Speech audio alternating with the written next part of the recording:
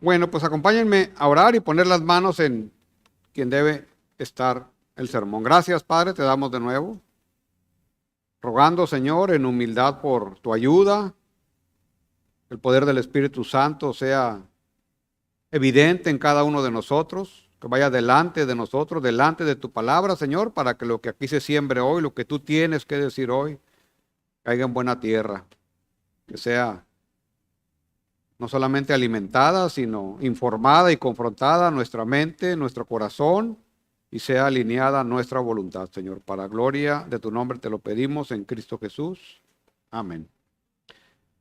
Bueno, regresamos a nuestro estudio del Evangelio de Marcos, capítulo 15. Vamos a leer a partir del versículo 42. La prédica de hoy se titula Ha resucitado. Dice el capítulo 15, versículo 42. Cuando llegó la noche, porque era la preparación, es decir, la víspera del día de reposo, José de Arimatea, miembro noble del concilio, que también esperaba el reino de Dios, vino y entró osadamente a Pilato y pidió el cuerpo de Jesús. Pilato se sorprendió de que ya hubiese muerto. Y haciendo venir al centurión, le preguntó si ya estaba muerto. E informado por el centurión, dio el cuerpo a José, el cual compró una sábana y quitándolo lo envolvió en la sábana y lo puso en un sepulcro que estaba cavando en una peña. E hizo rodar una piedra a la entrada del sepulcro. Y María Magdalena y María, madre de José, miraban dónde le ponían. Capítulo 16. Cuando pasó el día de reposo, María Magdalena, María, la madre de Jacobo, y Salomé compraron especias aromáticas para ir a ungirle. Y muy de mañana, el primer día de la semana, vinieron al sepulcro y ha salido el sol. Pero decían entre sí, ¿quién nos removerá la piedra de la entrada del sepulcro? Pero cuando miraron, vieron removida la piedra, que era muy grande.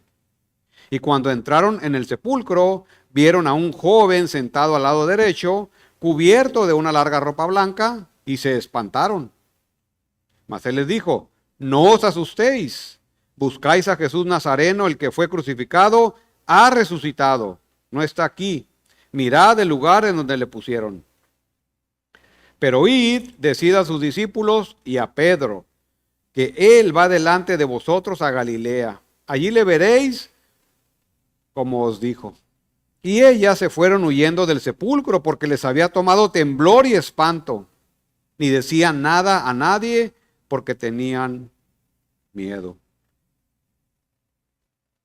Dice un autor, en ocasiones hay quien se me acerca y dice, llevo tiempo peleándome con esta enseñanza del cristianismo.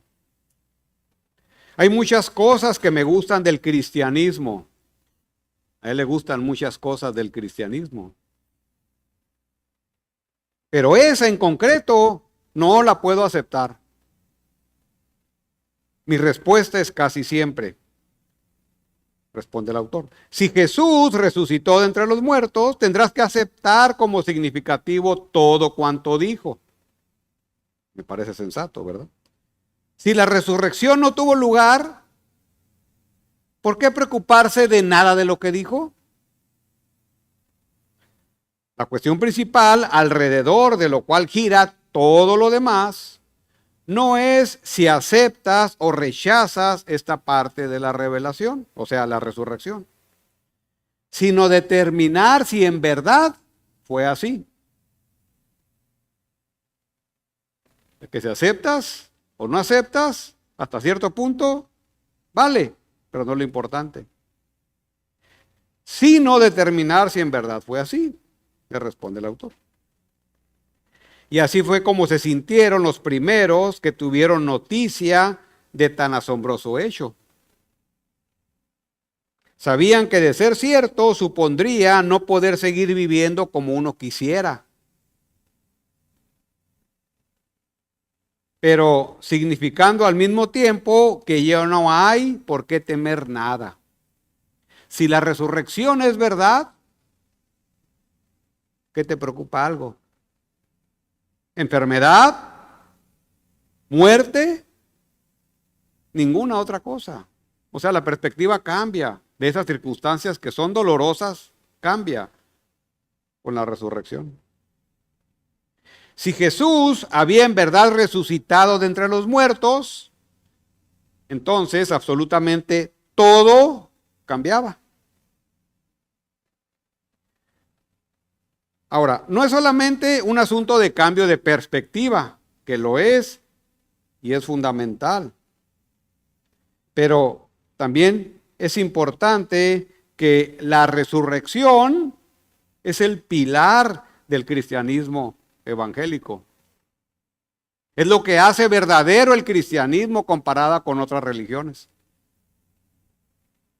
Sin ella, nada significa. Simplemente significa una religión más. Piénselo. Simplemente una religión más. Por eso es el pilar de nuestra fe. Con ella, todo significa. Todo empieza a cobrar sentido. Todo lo que vemos en este libro cobra sentido.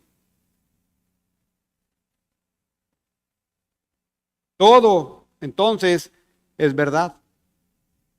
Todo lo que hizo y dijo Jesús y dejó escrito es verdad.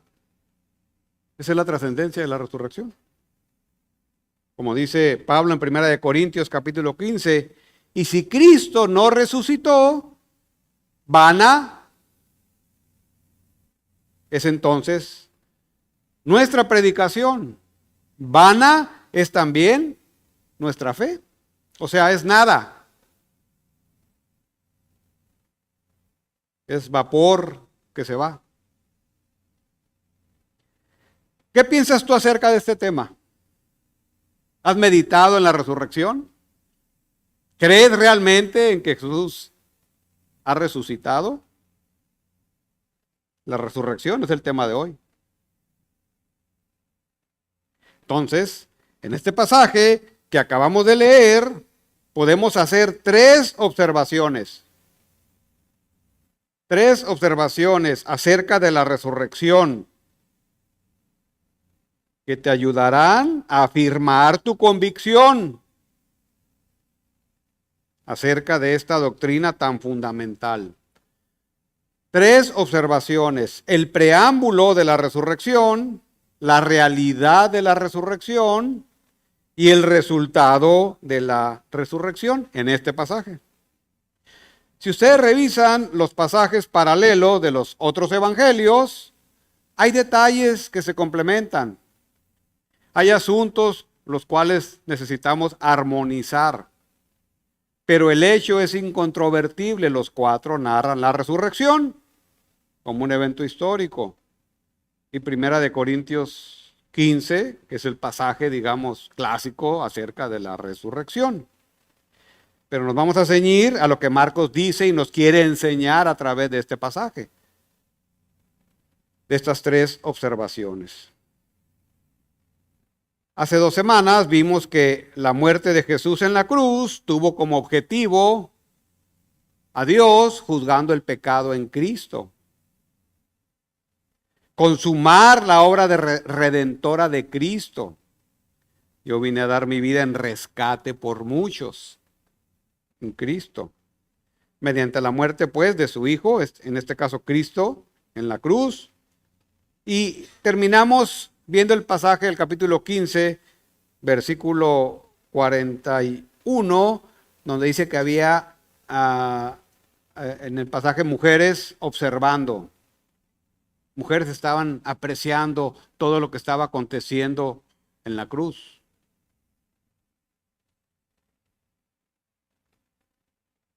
¿Sí? Y entonces llegamos al versículo 42 del capítulo 15. El versículo 41 dice, con relación a las mujeres, quienes cuando él estaba en Galilea le seguían y le servían, y otras muchas que habían subido con él a Jerusalén, estaban ahí observando de lejos. Y así entramos al pasaje de hoy, versículo 42 del capítulo 15, cuyo tema es la sepultura y resurrección de Jesús. Ahora, para que haya resurrección corporal, puede haber primero muerte corporal, ¿verdad? Parece algo obvio. Como dicen, parece una verdad de perogrullo, ¿verdad? Una verdad tan obvia. Para que haya resurrección, tiene que haber primero muerte. Y esto lo comento ¿por qué? Porque hay personas que son escépticos de que Jesús murió en la cruz. Entonces, esta idea nos lleva a nuestra primera observación. Nuestra primera observación es el preámbulo de la resurrección, que no es otra cosa que la confirmación de la muerte y sepultura de Jesús. Y esto lo podemos hacer mediante 3 escenas. La primera escena tiene como invitado a José de Arimatea. Vean ahí el versículo 42. Cuando llegó la noche, porque era la preparación, es decir, la víspera del día de reposo, José de Arimatea, miembro noble del concilio que también esperaba el reino de Dios, vino y entró osadamente a Pilato. O sea, entró de una manera muy particular, osadamente a Pilato. Y pidió el cuerpo de Jesús. Entonces es un atrevimiento. Le podía costar la muerte. Y pidió entonces el cuerpo de Jesús. José de Arimatea es un personaje interesante. Aprendemos algo de él. El evangelista nos quiere mostrar algo a través de este personaje. Por eso lo pone ahí. Entonces, si ponen un poquito más de atención a lo que vimos hace 2 semanas, lo que vemos hoy aquí, están las mujeres observando de lejos, está José de Arimatea y luego termina a la mujer observando de lejos. Y eso nos dice algo. Y vean José de Arimatea. Si nos detenemos a observar este personaje, podemos aprender algo de él. Y aquí hay un contraste entre las mujeres que están observando de lejos y José de Arimatea, que es osado. Ahora, no siempre fue así. Por los demás evangelios podemos traer algo de información de este personaje. Se sabe que era un hombre rico y considerado como discípulo de Jesús. Mateo 27:57 así lo describe. Era miembro propiamente del Sanedrín, como se describe aquí, miembro del concilio. Entonces, inmediatamente cuando escuchamos esto, recordamos el juicio de Jesús ante el Sanedrín, cómo se dio. El juicio injusto, el escarnio que fue objeto Jesús en ese juicio del Sanedrín. Era un hombre temeroso de Dios porque esperaba el reino de Dios, era un hombre creyente. También se describe como un varón bueno y justo.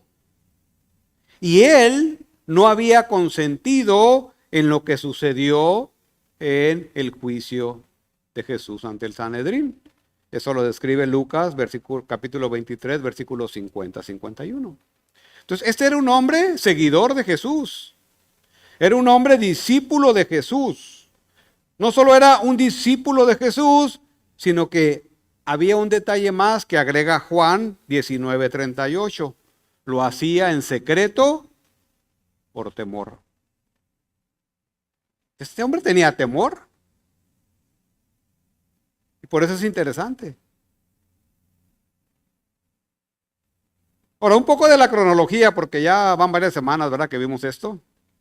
Recuerden que Jesús fue juzgado ante el Sanedrín y luego fue llevado ante la autoridad romana, ante Pilato, ¿verdad? Pilato lo declara culpable, entonces muere como enemigo de Roma y muere como blasfemo ante los judíos. Y eso era objeto de muerte en la cruz. La hora tercera, que son como las 9 de la mañana, Jesús fue crucificado. Estamos hablando del viernes. la semana de la Pascua. La hora sexta, que son a las 12 del día, hubo oscuridad sobre la tierra durante la crucifixión. Eso lo vimos hace 2 semanas. La hora novena, que son las 3 de la tarde, Jesús murió. Jesús expiró. Ahora, dice el versículo, cuando llegó la noche, porque era la preparación, es decir, la víspera del día de reposo, está hablando de aproximadamente las 6 de la tarde. Entonces, es el periodo que transcurre entre las 3 de la tarde, cuando Jesús murió, y las 6 de la tarde, cuando empieza la víspera del día de reposo. A partir de las 6 de la tarde, toda actividad cesaba. Porque recuerden que del día judío, el día empezaba lo que nosotros ahora conocemos como un día antes. El viernes a las 6 era ya como sábado. Se tenían que preparar para el día de reposo, que era un día sábado. Entonces, el asunto es que se necesitaba rapidez para que Jesús pudiera haber recibido una sepultura digna. Esto es lo que estaba en juego aquí. Con José de Arimatea y también con Nicodemo, como agrega Juan ese detalle. Entonces, eran aproximadamente las 6 de la tarde. Jesús es bajado de la cruz. Se inicia la preparación para el día de reposo, que es sábado. Y esta preparación de la que se habla aquí, entonces es viernes por la tarde. Jesús está colgado todavía en la cruz entre las 3 y las 6 de la tarde, antes de la puesta del sol. Ya después no se podía hacer nada. Entonces, para ubicarnos en el tiempo, día viernes, luego viene el sábado y luego el domingo temprano, día de la Pascua, ¿no? Ahora, el versículo 43 dice que José de Arimatea, este hombre que hemos conocido un poco más, entró osadamente ante Pilato. Y esta palabra osadamente implica mostrar valentía, resolución ante el peligro, la oposición o ante un problema. Es atreverse a pesar de las consecuencias esperables. Y eso es lo osado. Este hombre podía haber sido ejecutado por esa osadía de pararse ante la autoridad romana, en este caso Pilato. Entonces, el evangelista quiere contrastar esta actitud de José de Arimatea con la actitud más expectante, vamos a ponerlo así, de las mujeres. Las mujeres estaban observando de lejos. Había cierto temor ahí. Y este hombre no, dice, viene el día de reposo, no vamos a poder hacer nada. Jesús se va a quedar colgado en la cruz 2 días, 3 días, 4 días, víctima de las aves carroñeras. Entonces, eso le da esa actitud de osadía a José de Arimatea para decir, voy a pararme, aunque me cueste lo que me cueste. Y voy a recuperar el cuerpo de Jesús. Eso es lo osado. Entonces, no solo estaba pues decidido a recuperar el cuerpo, sino a darle una sepultura digna a Jesús. Entonces, ¿cuál es la importancia de José de Arimatea? Que es testigo, parte de su carácter, de la muerte de Jesús. Porque él recupera el cuerpo. Testigos son fundamentales.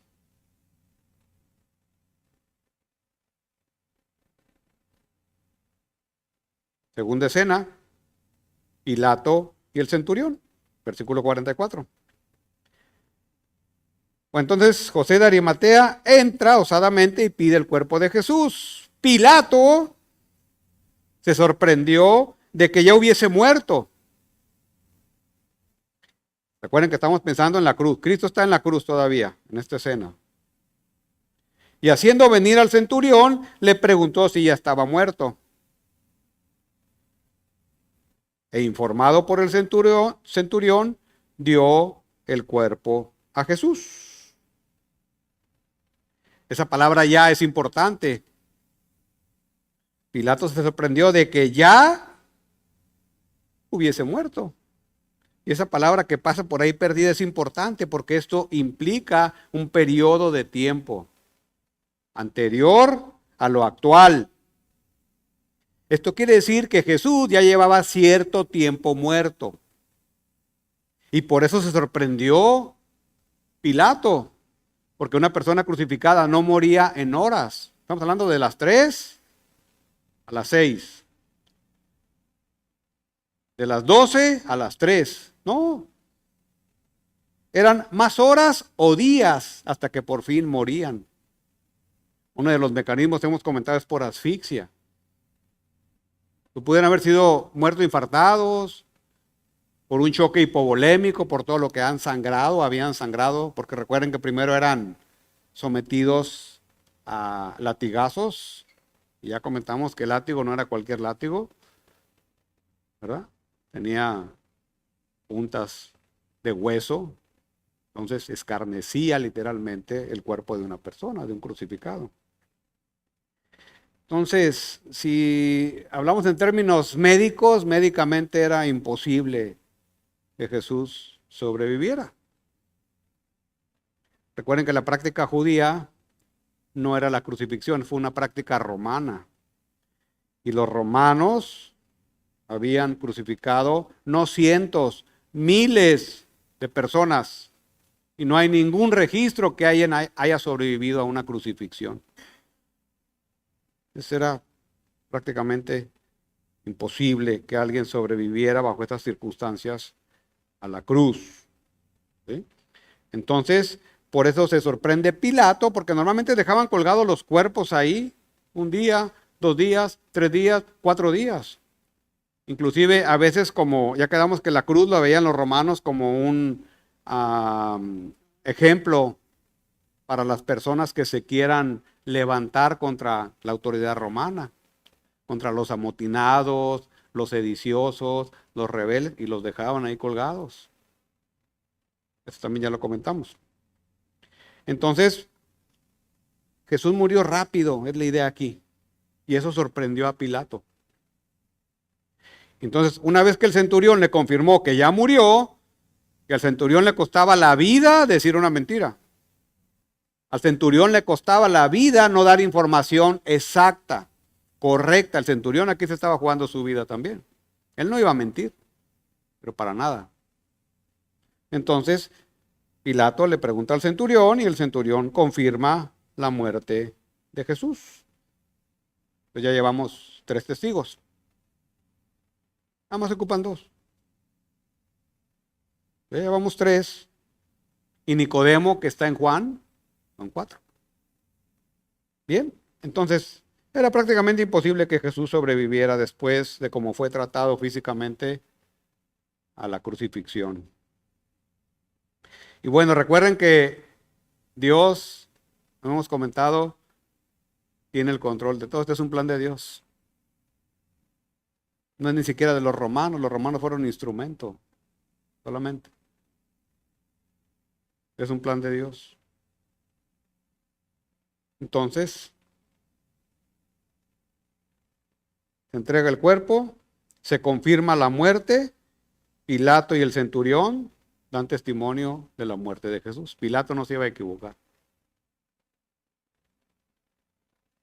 Tercera escena, la de las mujeres, versículo 46.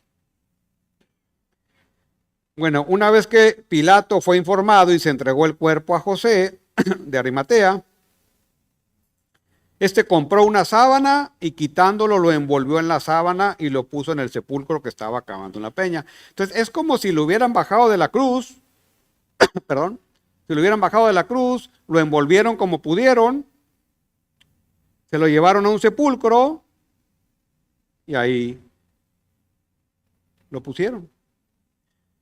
Ahora, los sepulcros no son como los que nosotros vemos ahora, ¿verdad? Había gente que no tenía para enterrar a sus muertos, entonces los cavaban en fosas. Pero había gente que era más pudiente económicamente y esa gente tenía sus sepulcros especiales cavados en las peñas, en la roca, en un jardín bonito. Eran, digamos, lo que hoy se conoce como cripta familiar, donde puede meterse ahí 3, 4 ataúdes. Ahí había criptas familiares en las cuevas. Las personas de dinero tenían esa ventaja. Entonces, José de Arimatea, un hombre rico, tenía esa posibilidad y llevó a su cripta familiar el cuerpo de Jesús y lo depositó. Y normalmente la entrada de esa cripta era obstruida, era asegurada por una piedra. Y no era cualquier piedra, era una piedra grande, pesada, que un solo hombre no iba a poder mover. Ahora, antes de depositarlo en su sepulcro, normalmente el cuerpo de una persona fallecida se preparaba con especias aromáticas. ¿Por qué? Pues para mitigar los efectos de la descomposición. Porque el cuerpo se depositaba en la cripta, se dejaba un año ahí sellado, y al año, ya que el cuerpo se transformó solamente en hueso, iban, recogían los huesos, los ponían en una cajita que le llamaban osarios, y esos osarios los depositaban ya sea en una cuevita de la peña ahí mismo, ¿verdad? En un lugar más pequeño. Es lo que hacía, cómo trataba el judío con la muerte. Entonces, por eso era la idea de tapar estos sepulcros con una piedra que nadie la pudiera abrir. Hasta el año se permitía abrirla. Pero en este caso sucedió algo diferente, porque aquí entran en escena las mujeres, el cuerpo ha sido depositado en su lugar. Finaliza el versículo 46, e hizo rodar una piedra a la entrada del sepulcro. Entonces es una piedra grande. Y el 47 termina con este detalle: y María Magdalena y María, madre de José, miraban dónde lo ponían. Y ahí estaban de lejos, ¿verdad? Observando toda la escena, seguramente desde que lo bajaron de la cruz, ¿verdad? Lo transportaron. José tenía servidores, tenía dinero. Llegaron al sepulcro y lo depositaron en su nicho. Y estas mujeres, ¿qué estaban haciendo? Observando detenidamente todo el detalle para saber dónde lo colocaban, y en cuanto pasara el día de reposo, ir y ungirlo con especias aromáticas. Es como el acto devocional,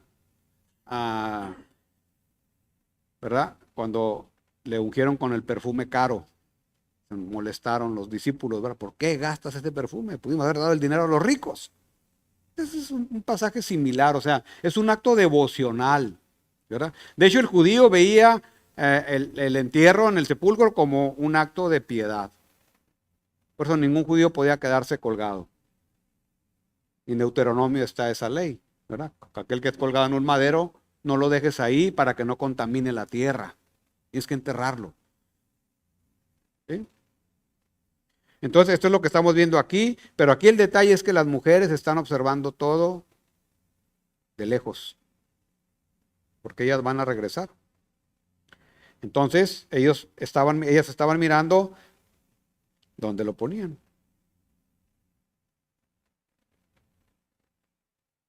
Entonces, podemos apreciar aquí, que las mujeres también fueron testigos de la muerte corporal de Jesús. El preámbulo de la resurrección, entonces, es la muerte y sepultura de Jesús. Si Jesús no murió en la cruz, no hay resurrección. Por eso es importante documentar la muerte de Jesús, y los evangelistas se cuidan de ello. Las evidencias aportadas nada más en este evangelio, en estas 3 escenas, en alguien que es históricamente honesto, pues muestran que la muerte de Jesús es inobjetable. Y esto pues prepara el camino para la segunda observación, que es la realidad de la resurrección. Este es el corazón del pasaje. La realidad de la resurrección. Las mujeres que observaban atentamente dónde fue sepultado Jesús, esperaron entonces que pasara el día de reposo, versículo 16, capítulo 16, versículo 1. Cuando pasó el día de reposo, María Magdalena, María la madre de Jacobo y Salomé compraron especies aromáticas para ir a ungirle. Y muy de mañana, el primer día de la semana, que aquí equivale a domingo, vinieron al sepulcro y ha salido el sol.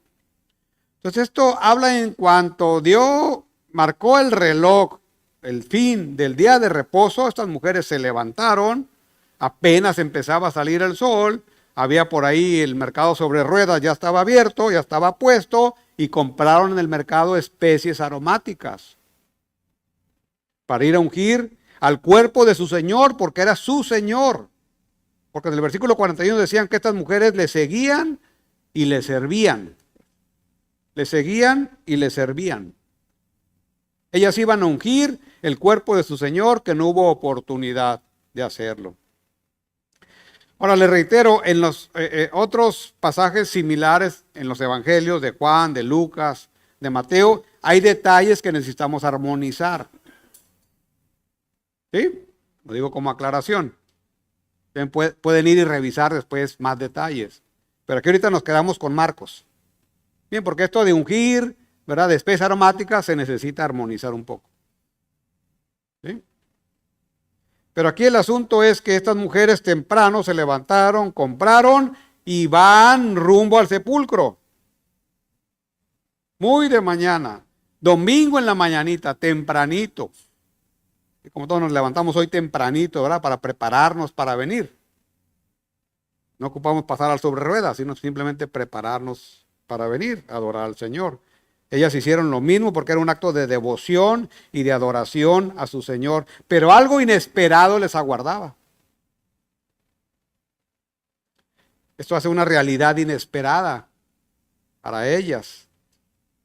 Entonces, compran las especies, se dirigen hacia el sepulcro, pero vean el versículo 3, decían entre sí, tenemos un problema, Houston. ¿Quién nos removerá la piedra de la entrada? El original de esa idea. Tenemos un problema, Houston. ¿Quién nos removerá la piedra de la entrada? Ese era un problema serio, porque ¿cómo lo iban a ungir? Ellas no iban a poder. Recuerden que era una piedra grande, una megapiedra, vamos a ponerlo así. Un hombre no la podía mover. Ellas, obviamente, tampoco. No había trabajadores domingo tan temprano. Como que está difícil. No lo dice el texto, ¿verdad? Pero lo imaginamos. Está medio difícil. Entonces, tenían ese problema. Iban platicando entre ellas, ¿quién nos va a remover la piedra? Para poder acceder a la tumba y ungir a su amado Señor. Entonces no solo es una realidad inesperada, sino que se toparon con una realidad impactante. Vean el versículo 5. Y cuando entraron en el sepulcro, vieron a un joven sentado. Perdón, versículo 4. Pero cuando miraron, vieron removida la piedra, que era muy grande. En el original es como una megapiedra, digamos. Y una mega es grande, grandísima. Normalmente la piedra, obviamente con forma redonda, había como una canaleta en la base y corría por esa canaleta la piedra y ahí se atoraba en la entrada del sepulcro. Entonces había que removerla. Pero cuando ellas levantaron la mirada llegando al sepulcro, ¡oh sorpresa! La piedra había sido removida. El texto da la impresión que alguien más la movió, esa es la idea. Y esa fue en parte la sorpresa impactante. No había nadie que pudiera haberlo hecho. Al menos ellas no vieron a nadie. Ahora, ¿quién la iba a remover y para qué? Si en la costumbre judía no se podía remover hasta el año. ¿Quién estaría interesado en removerla? Ellas no iban a poder, no había nadie. Pero la sorpresa es esa, que estaba la entrada libre para entrar y la piedra había sido removida. Bueno, No solamente fue eso, sino que cuando entraron y observaron, vieron a alguien más ahí sentado. Eso es impactante. Y cuando entraron en el sepulcro, vieron a un joven sentado al lado derecho, cubierto de una larga ropa blanca. Y bueno, se espantaron. Este término es fuerte, se espantaron. ¿Y quién no? ¿Han cruzado alguna vez un panteón de noche? A ver, jóvenes, los reto. Las 12 de la noche, 2 de la mañana. Venía comentando con mi esposa que nosotros solíamos cruzar a ver quién era más hombre. Un panteón de noche, público, que no tenían cerco en esa época. Es impactante. Imagínense a un jovencito de 10, 12 años tendríamos en ese tiempo, cruzando un panteón de noche. Más de traviesos, pues. Pero a lo que me refiero es el punto es que es impactante así. Ahora, imagínense estas mujeres que van con toda la idea de que Jesús ha muerto porque fueron testigas de su muerte para ungirlo, y no solamente es que la piedra ha sido removida, sino que hay alguien vivo ahí adentro. Pues se espantaron. Esa es la idea. ¿Y quién no? Bueno, esta es la descripción de un ángel. Estaba el ángel ahí sentado. Bueno, el ángel las vio su reacción, versículo 6, y mas él les dijo, no os asustéis.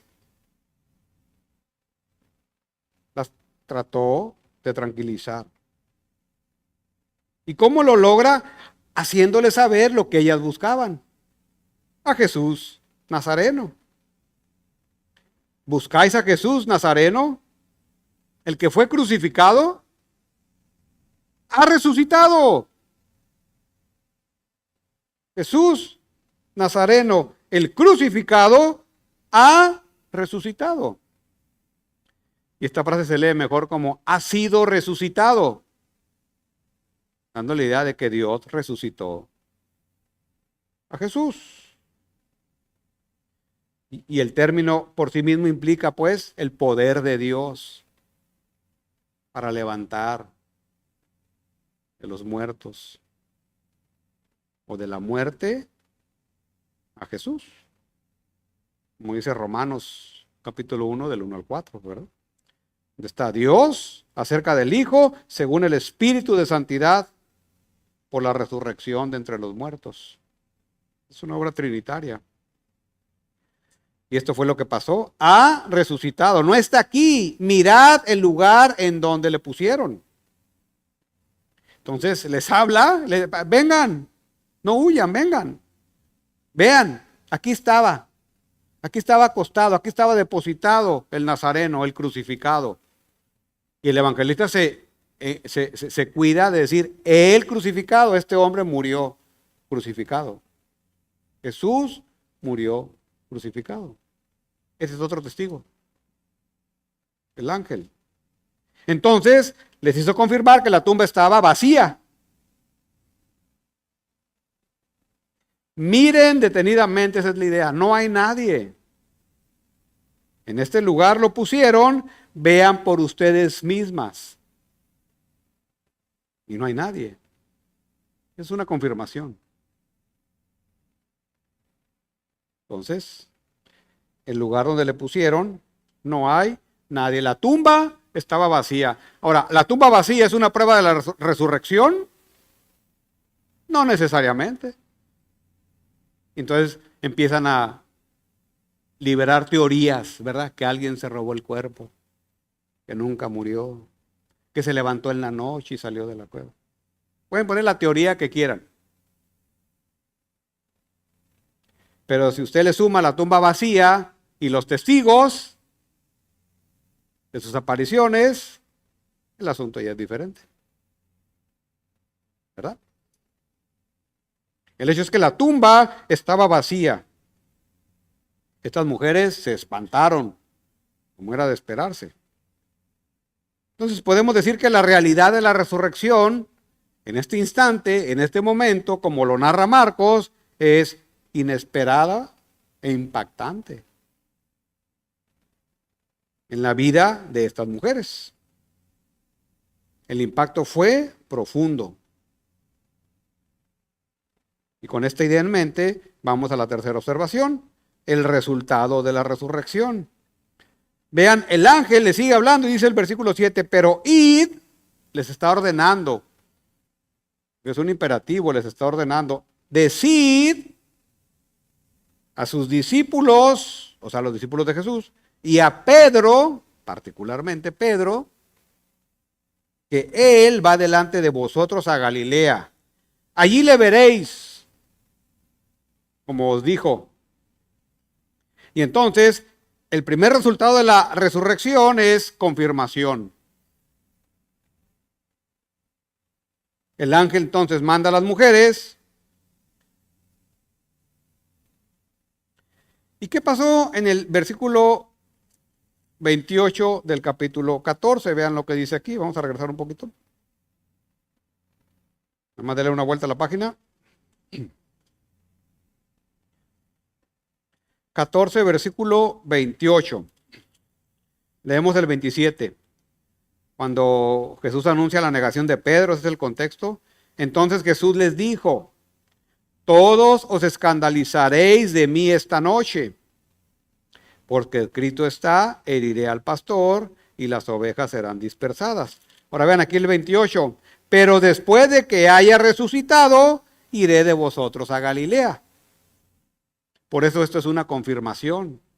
Jesús ya les había dicho, no solo que iba a resucitar, porque en el capítulo 8, versículo 32 les dijo, voy a resucitar. Pero estos hombres eran incrédulos en ese momento. Estaban confundidos. No sabían bien a bien Jesús. Lo amaban, sí. Lo seguían, sí. Estaban dispuestos a dar su vida por él, sí, pero no entendían las cosas. Entonces Jesús muere y estos hombres como que se desvanecen, ¿verdad? Que todos salieron corriendo. No entendían. Ya Jesús les había dicho que iba a resucitar y que los iba a ver. ¿En dónde? En Galilea. Y no terminaban de entender. Pero la resurrección de Jesús entonces confirma lo que Jesús ya había predicho. Por eso un resultado es la confirmación de las palabras de Jesús. Ahora también hay una reivindicación del nombre de Jesús. No solo de su nombre, sino de su obra. Recuerden la burla de los líderes judíos. La burla de los que lo estaban juzgando ante el Sanedrín. El abuso físico del cual fue objeto, no solo por los judíos, sino aún por los oficiales romanos ante el Sanedrín. La condena injusta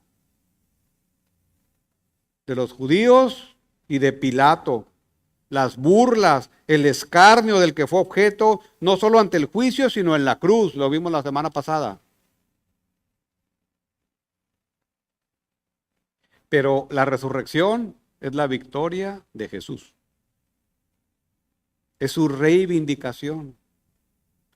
Todo lo que dijo y todo lo que enseñó es verdad. Los judíos creían que habían ganado, pero perdieron. Porque Dios reivindicó a Jesús al resucitarlo de la muerte. Y por eso también hay reivindicación. Ellos han sido derrotados. Entonces, todo lo que tú vivas ahora en esta vida, todo cobra otra perspectiva con la resurrección. Si lo ves bajo esa perspectiva. Porque estás del lado de quién? Del que ha sido declarado vencedor. Debería de cobrar otra perspectiva. Por más dolorosas que puedan ser las circunstancias. Que lo son. Ahora no solo ha sido reivindicado, la muerte ha sido derrotada. Es cuestión de tiempo solamente para que Jesús fuera ascendido, glorificado y sentado a la derecha del Padre. Y eso implica autoridad sobre todo. Entonces, ¿dónde puedes estar más seguro? Con el que tiene la autoridad sobre todo. Ahora, no solo eso, sino que dio su vida para rescatar a muchos. La resurrección es la garantía del rescate.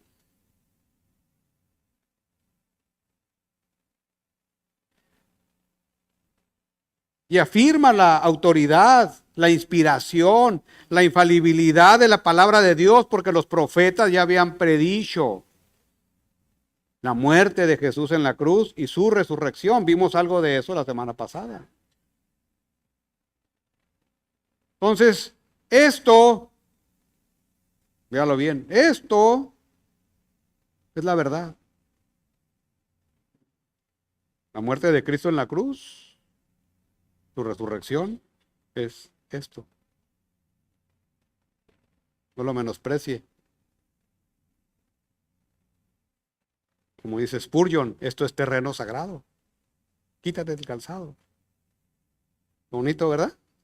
Ver a la palabra así. Todo eso es lo que implica la resurrección de Jesús.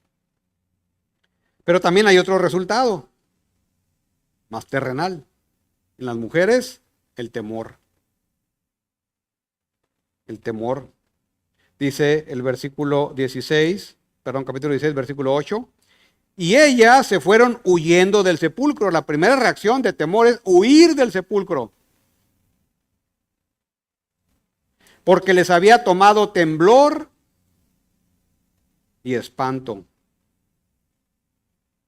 Entonces yo me las imagino así como cuando uno empieza a tener fiebre, ¿verdad? Y empieza a temblar. Uno así como, dame otra cobija porque tengo frío, ¿verdad? Y saco 3 cobijas. Es la idea aquí, o sea, fue algo tan profundo que las hizo, ¿verdad? O sea, de ellas se vistieron de temblor y espanto. Algo se apoderó de ellas y es eso, temor y espanto, que esta es la palabra fobeomai o fobeo, es como de fobia, ¿verdad? Y una fobia es un miedo intenso, a veces irracional a algo. Entonces, esa es la escena que estamos viendo aquí. Ese es el resultado, un resultado de la resurrección. En ese momento, en ese instante, es el temor. Un temor fuerte. ¿Y cuál fue el resultado de ese temor? Ni decían nada a nadie, porque tenían miedo. Estaban tan espantadas, como decimos ahora, estaban como en choque, que no pudieron cumplir el mandato del ángel. Ve y diles. Luego sigue la historia más abajo, ¿verdad? Pero estamos hablando de este momento. Ve y diles. Y entonces, por temor y espanto, no dijeron nada a nadie. ¿Sí? Es el resultado inmediato de la resurrección, es eso. Es la confirmación de lo que Jesús dijo e hizo y el temor de las mujeres, como está narrado en esta porción del Evangelio de Marcos.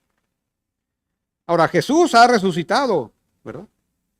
En este pasaje hemos visto 3 observaciones: el preámbulo de la resurrección, la realidad de la resurrección y el resultado de la resurrección. Y es sumamente importante que te afirmes, pues, en esta doctrina de la resurrección, porque es el pilar de nuestra fe, doctrina fundamental de nuestra fe. Hay otras doctrinas, ¿verdad?, que son importantes, pero esta cobra preponderancia. ¿Y por qué afirmo esto? Porque hay escépticos, se van a topar con gente escéptica y aséptica. ateos funcionales, racionalistas. Si no me lo demuestras con la ciencia, no lo creo.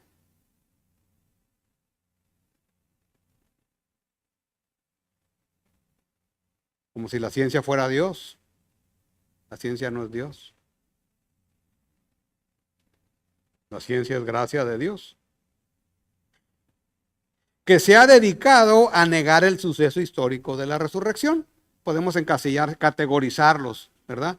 A los escépticos, a los agnósticos, a los ateos funcionales, a los racionalistas. Algunos pueden ser honestos, algunos pueden ser perversos, hay de todo. Aún dentro de la iglesia. Y por eso es importante afirmarse en la resurrección. Niegan la muerte de Jesús en la cruz, por ejemplo, y entonces sacan teorías. Cuestionan las causas de la tumba vacía. Cuestionan las apariciones de Jesús a más de 500 personas. En alguna ocasión, dice 1 Corintios 15. No, esa fue una, ¿cómo le llaman? Psicosis colectiva. No tiene idea de lo que es eso, pero argumentan eso. Ahora ya ni se diga las implicaciones de la resurrección. Por eso es importante afirmarnos, saber un poco más de esto. Si se dan cuenta, tiene como cierto tono apologético el asunto, pero no es mi objetivo primario, pero es importante. ¿Cómo respondemos a eso? Tener ciertas bases es bueno. ¿Quiere ahondar más? Bueno, pues lea un libro al respecto, ¿verdad? Lea el caso de Cristo, por ejemplo. Un ateo funcional. O vea la película si no quiere leer el caso de Cristo. Pero no se centre en el personaje, céntrese cómo el poder de Dios empieza a actuar en ese hombre. Cuando se da cuenta quién es Jesús. Es el poder de Dios. Lo que quiero dar a entender es que nosotros no vamos a convencer a nadie con evidencias. He repartido yo evidencias. No veo a nadie aquí en la iglesia. Nada más ha sido mi experiencia. Entonces no son las evidencias en sí que son importantes, sino es que el poder del Evangelio. Ellos necesitan el poder del Evangelio. Entonces le van a decir, no ocupo leer libros, aquí está, mira, ahora sí lo veo. Jesús ha resucitado. Pero me parece importante que tengamos elementos, ¿verdad? Elementos de prueba. Pero lo que viene a la fe, una persona, es el poder del Evangelio. No nos vamos de ahí. Solamente el Evangelio de Cristo tiene poder para salvar. Bien, hecha esta aclaración. Vean lo que dice un autor, Timothy Keller. Dice, este autor, él tiene un libro acerca de, ¿es razonable creer en Dios? Y se lo recomiendo. Un buen libro para leer, es sencillo. Hay un capítulo ahí, el capítulo 3 habla de la resurrección. Y vean lo que dice aquí este pasaje, en esta sección de su libro. La inmensa mayoría de las personas piensan, en lo que concierne a la resurrección de Jesús, que el peso de la prueba recae en los creyentes. Tú eres el que tienes que demostrar que es a los que compete demostrarlo. Pero esa no es toda la realidad del caso. La resurrección insta a sí mismo a los que la niegan o ponen en cuestión a demostrar por qué lo creen así. Es como decir, ahora tú dime bajo qué bases lo niegas. No, es que yo no creo, no, eso no es suficiente. No basta con creer que Jesús no resucitó de entre los muertos. Fin de la cita. O sea, si alguien niega, ok, está bien. Ahora dime por qué. Es que no creo. Yo sí creo. Pero no se trata de eso. Esa es la idea de la cita. Demuéstrame en qué te basas para decir no creo en la resurrección. ¿Sí? Entonces, se pueden esgrimir los argumentos que ustedes quieran para este asunto por parte de los escépticos, y hay como 20 argumentos que esbozan. Los eruditos evangélicos se han ocupado de ello. No es el caso aquí ni ahora. Puede consultar esas obras para que tenga un poquito más de información al respecto. Es bueno saber, es bueno tener esa información. Es bueno saber cómo murió Cristo médicamente hablando, es bueno. Si alguien nos pregunta, oye, ¿cómo muere un crucificado? Es bueno. O eso de la tumba vacía, ¿por qué algunos no creen? ¿Qué argumentos dan? Es bueno poder tener elementos para responder. Por eso no crea fe.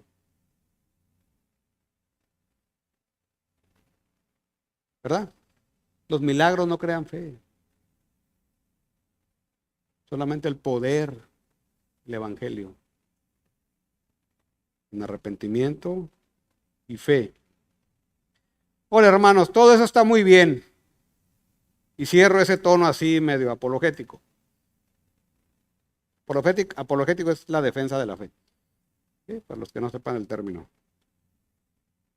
Pero hermanos, si afirmamos la inspiración, me refiero a la inspiración de la Escritura, toda la Escritura es inspirada por Dios. Segunda de Timoteo 3:16, que ya se aprendieron de memoria los jóvenes. Y afirmamos la inspiración, que la afirmamos en nuestra confesión de fe, la inspiración de la palabra. Este pasaje que vimos es palabra de Dios. Este pasaje lo dejó escrito Dios a través de los escritores bíblicos. Es palabra de Dios y Dios es veraz. Dios no miente. Dios no falla. Esta es la verdad. Y necesitamos solamente pedirle al Señor, Señor, yo no creo esto, ayúdame a creer.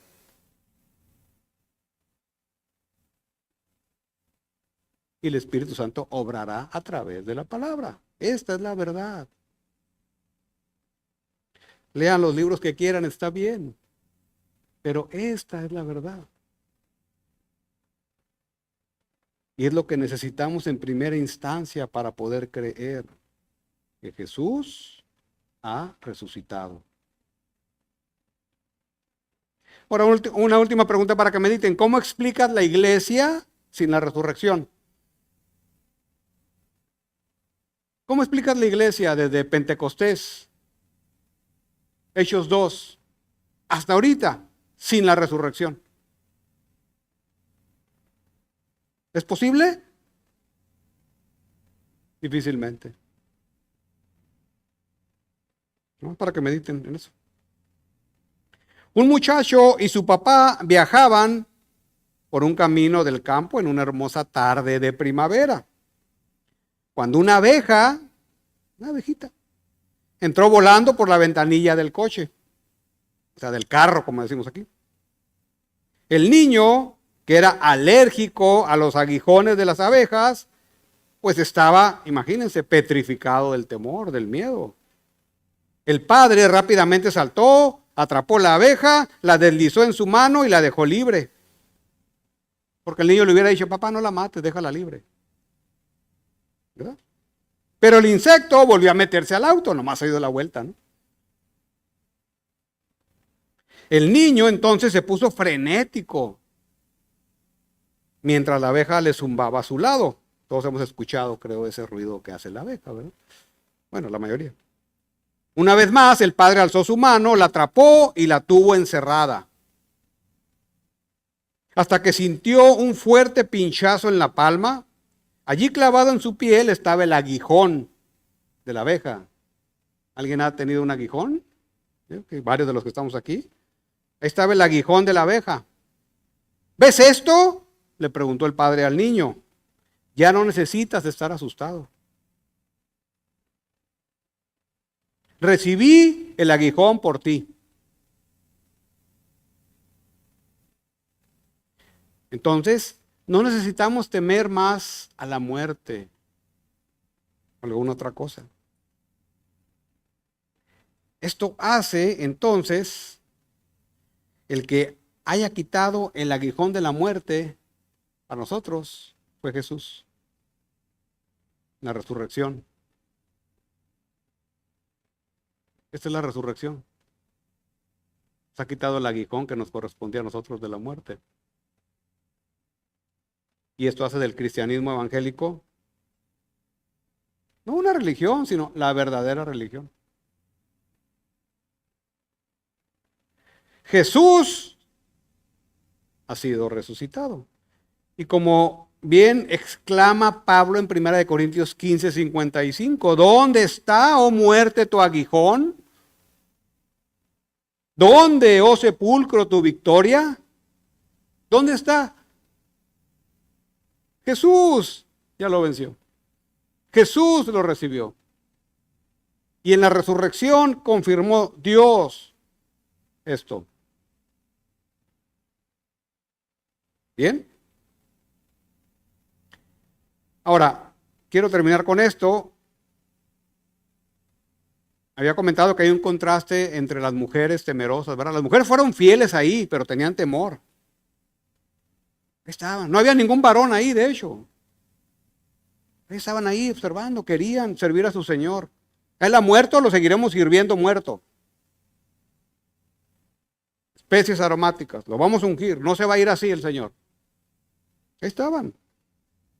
Pero algo que nos quiere enseñar el pasaje también es que ese contraste entre José de Arimatea y ese cierto temor de las mujeres. Hay un contraste ahí. José de Arimatea fue una persona osada, no era así al principio, sino que la cruz movió su corazón, movió su fe, movió todo.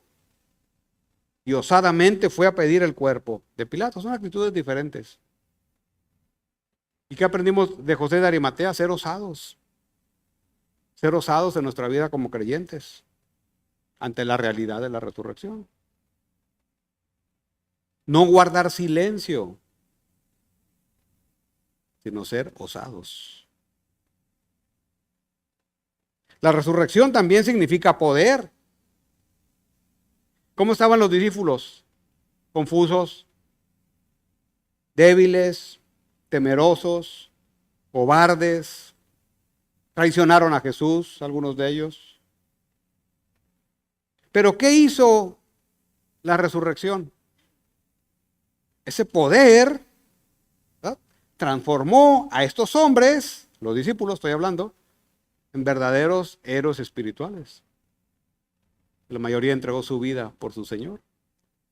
Usted lee en Hechos 2, usted ve cómo Pedro, después de ser reivindicado por el Señor, se transformó completamente. Ve a Juan, ve a Esteban, ve a Felipe, ve a todos los discípulos. Es más, tuvieron que salir huyendo muchos de ellos de Jerusalén en la iglesia más temprana por la persecución, pero se mantuvieron firmes. Es el poder. Y ese mismo poder está disponible para ti hoy.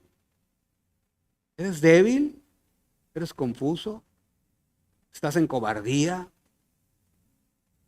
¿Desganado? ¿Desanimado? ¿Incrédulo? Ve a Jesús. Ahí está ese poder disponible para ti.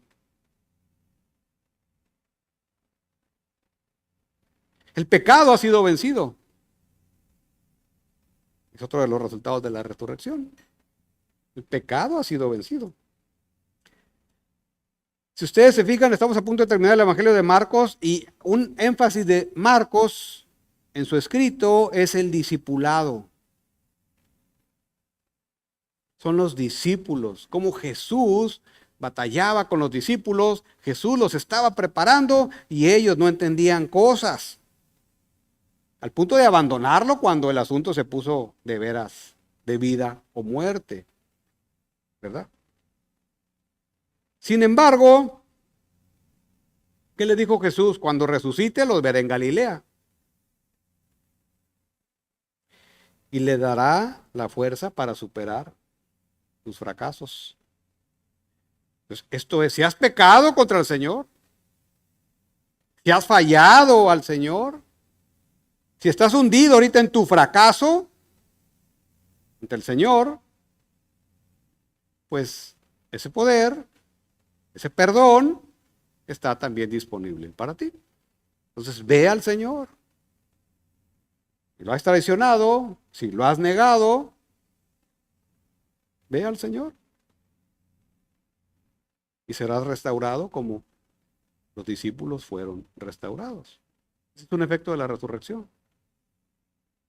Poder. Bien, entonces como 3 aplicaciones. Ve al Señor. Entonces la resurrección es una doctrina fundamental de nuestra fe. Vimos 3 observaciones. El preámbulo de la resurrección, la realidad de la resurrección y el resultado de la resurrección. Hemos comentado que la muerte y el pecado han sido vencidos por Jesús. Es uno de los efectos, digamos así, de la resurrección. Jesús ha sido vindicado. Puedes confiar en Jesús. Todo lo que Él dijo que quedó escrito aquí, puedes confiar que esa es la verdad. Afirma esta convicción en tu corazón. Afirma, medita en la resurrección, lo que todo ello implica para que fortalezca tu alma. Y con osadía, pídele al Señor que te ayude a ser como José de Arimatea. Testificar de Jesús, echando fuera todo temor. Porque eso cuesta. Testificar de Jesús cuesta. ¿Sí? Sí cuesta. ¿Verdad? Pero bueno, Jesús no nos deja solos. Él nos ayuda. Él sabe de nuestras debilidades. Se compadece de nosotros. No solo eso, sino que nos da el poder para hacerlo. Bien, gloria a Dios por ello. Bien, oremos, Padre. Oramos y te damos gracias, Señor, por esta tu palabra que has traído hoy aquí, en este tiempo, en este momento. Orando, Señor, por tu bendita misericordia, por tu bendita gracia, por tu bendito poder, por esta hermosa y fundamental doctrina de la resurrección que impacte nuestra mente, nuestro corazón y nuestra voluntad.